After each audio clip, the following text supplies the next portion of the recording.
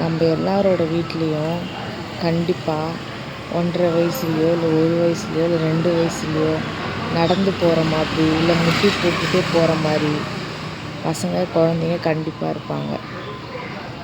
அவங்க முழிச்சிட்டு இருக்கும்போது நம்மளால் எந்த ஒரு வேலையும் செய்ய முடியாது. அதுக்காகவே அவங்கள தூங்க வைக்கிறதுக்கு நம்ம ரொம்பவே ட்ரை பண்ணுவோம்.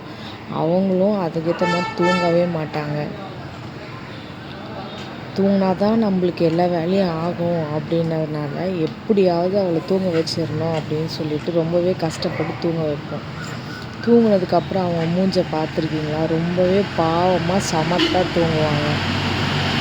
அந்த தூங்குகிற டைமில் தான் வீடு கொஞ்சம் அமைதியாக இருக்கும். நம்மளுக்கே தோணும், என்னடா இது எப்போ பார்த்தாலும் சவுண்டு கேட்டுகிட்டே இருக்கும், குழந்தைங்க அழுகிற சவுண்டு, விளையாடுற சவுண்டு கேட்குமே, இப்போ நான் எதுவுமே கேட்கலையே, ரொம்பவே அமைதியாக இருக்கே அப்படின்ட்டு நம்மளுக்கே வெறிச்சோடி போய் பார்த்தா சமத்தாக படுத்து தூங்கிட்டு இருப்பாங்க.